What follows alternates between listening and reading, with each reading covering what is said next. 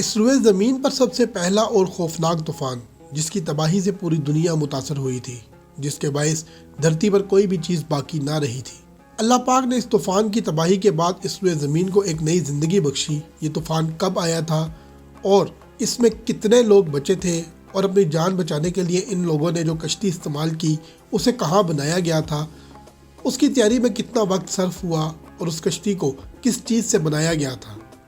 یہ کشتی کتنی لمبی اور چوڑی تھی، اس کی کتنی منزلیں تھیں، اور اس کشتی میں کون کون سی مخلوقات سوار ہوئی تھی، اور اس کشتی میں کتنے انسان سوار ہوئے تھے جن سے بعد میں اللہ تبارک تعالیٰ نے بنی آدم کی دوبارہ بنیاد رکھی، اور ابلیس اس کشتی میں کیوں سوار ہوا تھا۔ یہ کشتی کتنا عرصہ اس دردناک طوفان میں تیرتی رہی، اور جب طوفان تھم گیا تو اس کشتی کو کہاں چھپایا گیا؟ کیا وہ کشتی آج کے دور میں دریافت ہو چکی ہے؟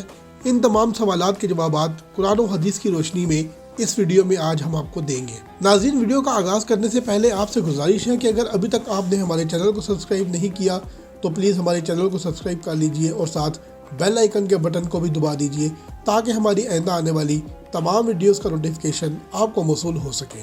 دوستوں، حضرت نوح علیہ السلام کی قوم کفر و شرک میں غرق ہو چکی تھی، اور وہ لوگ شیطان کے پیروکار بن چکے تھے، جس کی پیروی کرتے ہوئے انہوں نے 5 بڑے بت بنا رکھے تھے جن کی یہ لوگ عبادت کیا کرتے تھے۔ ان 5 بڑے بتوں میں ود، سوا، یعوس، یعوق اور نصر تھے۔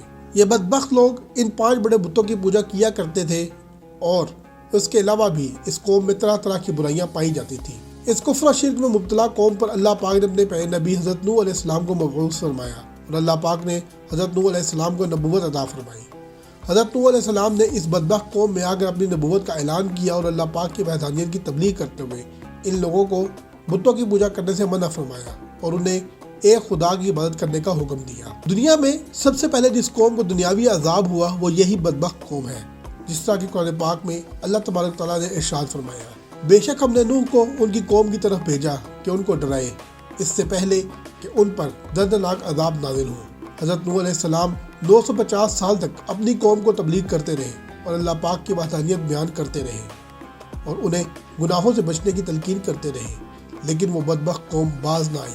وہ اسی طرح برائیوں میں مبتلا رہی اور بتوں کی پوجا کرتے رہے۔ اس قوم میں صرف 80 لوگ تھے جو حضرت نوح علیہ السلام پر ایمان لائے، جبکہ باقی ساری قوم حضرت نوح علیہ السلام پر ظلم و ستم کرتی رہی اور آپ پر ایمان نہ لائی۔ بعض روایات کے مطابق حضرت نوح علیہ السلام کا مسکن عراق کا ایک شہر فدین بتایا گیا ہے۔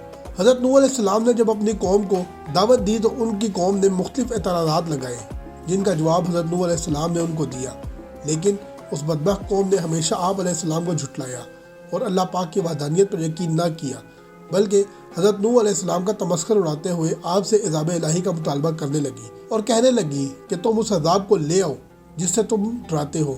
وہ لوگ انتہائی متکبرانہ انداز میں حضرت نوح علیہ السلام سے بات کرتے تھے اور کہتے تھے کہ اگر تم تبلیغ سے باز نہ آئے تو ہم تمہیں سنسار کر دیں گے۔ یہ لوگ اس قدر بدبخت ہو چکے تھے کہ وہ آپ کو پاگل کہہ کر پکارتے تھے، اور مرنے سے پہلے ہر بندہ اپنی اولاد کو یہ نصیحت کرتا تھا کہ حضرت نوح علیہ السلام کے دین پر ایمان نہ لانا اور نہ ہی ان کی تعلیمات پر عمل کرنا۔ معاذ اللہ، وہ تو دیوانہ ہے، اس کا دین سچا نہیں، تم اپنے آباء و اجداد کے دین پر ہی قائم رہنا۔ 950 سال تک تبلیغ کرنے کے بعد صرف 80 افراد آپ پر ایمان لائے۔ تب اللہ پاک نے حضرت نوح علیہ السلام کو وحی بھیجی کہ اب ان لوگوں میں سے کوئی شخص آپ پر ایمان نہ لائے گا۔ اللہ پاک نے حضرت نوح علیہ السلام کو ایک کشتی بنانے کا حکم دیا، اور ساتھ یہ بھی بتایا کہ کشتی میں سوار ہونے والوں کے علاوہ دنیا کی تمام مخلوقات کو تباہ کر دیا جائے گا، اور اس روئے زمین پر کوئی بھی چیز باقی نہ رہے گی، جس طرح اللہ پاک نے قرآن پاک میں ارشاد فرمایا، تم غم نہ کھاؤ اس پر جو وہ کرتے ہیں، اور کشتی بنا ہمارے سامنے، اور ہمارے حکم سے ظالموں کے بارے میں ہم سے بات نہ کرنا، وہ ضرور ڈبائے جائیں گے۔ پھر حضرت نوح علیہ السلام کشتی بناتے ہیں تو ان کی قوم کے سرداران ان پر ہنستے ہیں۔ نوح علیہ السلام نے فرمایا کہ تم جیسے ہم پر ہنستے ہو، ایک وقت آئے گا ہم تم پر ہنسیں گے جیسا کہ تم لوگ ہم پر ہنستے ہو۔ آپ جان جاؤ گے کہ کس پر عذاب آتا ہے، وہ عذاب کہ اسے رسوا کرے، اور اترتا ہے وہ عذاب جو ہمیشہ رہے۔ اس طرح حضرت نوح علیہ السلام اللہ پاک کے حکم سے کشتی بنانے کی تیاری میں لگے رہے۔ آپ نے اللہ پاک کے حکم سے شہر سے باہر کشتی بنانے کا ارادہ کیا۔ حضرت نوح علیہ السلام کو کشتی بنانے کے لیے ایک خاص قسم کی لکڑی کی ضرورت تھی، لہٰذا حضرت نوح علیہ السلام نے اس لکڑی کو حاصل کرنے کے لیے ساگوان نامی کچھ درخت لگائے جس کی لکڑی بہت مضبوط ہوتی ہے۔ یہ درخت 100 سال میں تیار ہوئے۔ اس طرح حضرت نوح علیہ السلام نے اپنے اصحاب کے ساتھ مل کر دنیا کی پہلی کشتی بنانے کا کام شروع کر دیا۔ دوران تیاری حضرت نوح علیہ السلام کی قوم نے آپ کو طرح طرح کی اذیتیں دی، یہاں تک کہ کشتی پر گند بھی پھینک دیتی تھی، لیکن ان تمام تر تکالیف کے باوجود آپ سب کچھ برداشت کرتے رہے اور کشتی بنانے میں مصروف رہے۔ اس کشتی کی تیاری میں کم و بیش 100 سال صرف ہوئے۔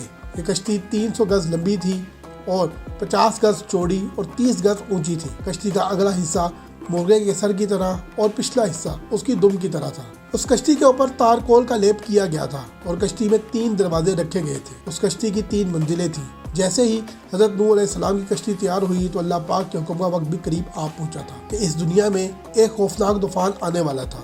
ایک دن اللہ پاک کے حکم سے حضرت نوح علیہ السلام کے تندور سے پانی ابل آیا تو حضرت نوح علیہ السلام سمجھ گئے کہ اب اللہ پاک کے عذاب کا وقت آ گیا ہے، جیسا کہ قرآن پاک میں ارشاد ہے کہ جب ہمارا حکم آیا اور تندور سے پانی ابھرا تو ہم نے فرمایا کہ کشتی میں سوار ہو کر لے ہر جنس میں سے ایک جوڑا نر اور مادہ، اور جن پر بات پڑ چکی ہے ان کے سوا اپنے گھر والوں کو اور باقی تمام مسلمانوں کو، اور اس کے ساتھ مسلمان نہ تھے مگر تھوڑے۔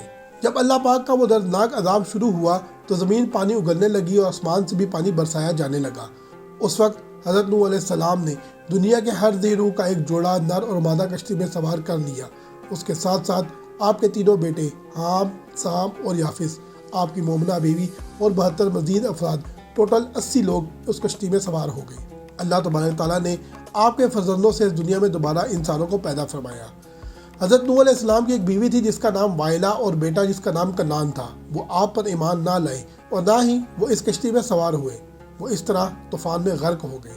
تفاسیر میں اس حوالے سے روایت ہے کہ حضرت نوح علیہ السلام کی کشتی میں 40 مرد اور 40 عورتیں تھیں، مگر آپ کی اولاد کے سوا کسی کی نسل نہ چلی۔ یوں آج اس دنیا میں موجود تمام انسان حضرت نوح علیہ السلام کے بیٹوں کی اولاد ہیں، اس لیے آپ کو آدم ثانی بھی کہا جاتا ہے۔ ناظرین، کشتی کی کل 3 منزلیں تھیں، جن میں سے سب سے نچلی منزل پر پرندوں، درندوں اور حشرات الارض کو رکھا گیا اور درمیانی منزل میں چوپائے اور دیگر جانوروں کو رکھا گیا تھا، جبکہ سب سے اوپر والی منزل پر انسانوں کا قیام تھا۔ اللہ پاک کے عذاب سے آنے والا وہ طوفان 40 دن تک رہا، یعنی کہ 40 دن تک آسمان سے پانی برستا رہا اور زمین بھی 40 روز تک پانی اگلتی رہی، یہاں تک کہ اونچے اونچے پہاڑ بھی زیر آب آ گئے۔ اس روئے زمین پر حضرت نوح علیہ السلام کی کشتی کے علاوہ کہیں کوئی ذی روح باقی نہ رہا۔ 150 دن مسلسل پانی میں رہنے کے بعد بالآخر یہ کشتی عراق میں موجود جودی پہاڑ پر ٹھہر گئی۔ اس دن 10 محرم یعنی عاشوراء کا دن تھا۔ اس عذاب کے اختتام پر شکرانے کے طور پر سب لوگوں نے اس دن کا روزہ رکھا۔ ناظرین، اس کشتی کی کھوج آج بھی جاری ہے۔ ماہر آثار قدیمہ کے مطابق مشرقی ترکی میں واقع کوہ ارارات میں چند باقیات ملی ہیں۔ اس کشتی کی بھی 3 منزلیں ہیں اور یہ ہزاروں میٹر برف کے اندر دبی ہوئی تھی۔ ناظرین، مزید اس طرح کی ویڈیوز کو دیکھنے کے لیے ہمارے چینل کو لائک کریں، شیئر کریں، سبسکرائب کریں۔